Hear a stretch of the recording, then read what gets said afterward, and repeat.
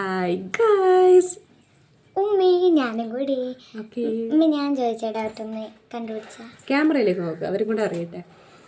മോള് ചോദിച്ച ഡൗട്ട് എന്താന്ന് വെച്ച് കഴിഞ്ഞാൽ, നമ്മൾ എഗ്ഗ് ബ്രേക്ക് ചെയ്ത് പാനിലേക്ക് ഒഴിക്കുമ്പോഴും എഗ്ഗ് നമ്മൾ സ്റ്റീം ചെയ്ത് നമ്മൾ അവിക്കുന്ന ഓരോ അവസ്ഥയിലേക്ക് എത്തുമ്പോഴും എങ്ങനെ അറ്റ് എനി കോസ്റ്റ് നമ്മൾ എങ്ങനെ നോക്കിയിരുന്നാലും മുട്ടയുടെ യോഗ് ഭാഗം സെൻറ്ററിൽ നിന്ന് മൂവ് ചെയ്ത് കിടക്കുന്നത് എന്തുകൊണ്ടെന്നാണ് അവളുടെ സംശയം വരുന്നത്.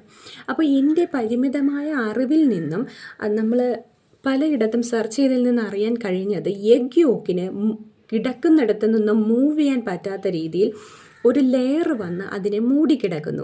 അതുകൊണ്ടാണ് എഗ് യോക്ക് തെറ്റിപ്പോകുന്നു. എഗ് യോക്ക് അതായത് മുട്ടയുടെ മഞ്ഞ ഒരിടത്ത് സെൻറ്ററിൽ തന്നെ മൂവ് ചെയ്യാൻ പറ്റാത്ത രീതിയിൽ സ്ഥിതി ചെയ്യുന്നത്.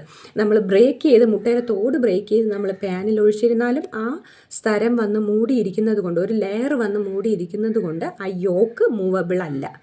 അതുകൊണ്ട് കൂടിയാണ് അതവിടെ നിന്ന് അനങ്ങാതിരിക്കുന്നത്. അപ്പോൾ ഈ ഡൗട്ട് ആർക്കെങ്കിലും തോന്നിയിട്ടുണ്ടെങ്കിൽ പറയണം കേട്ടോ. Bye bye. Bye bye.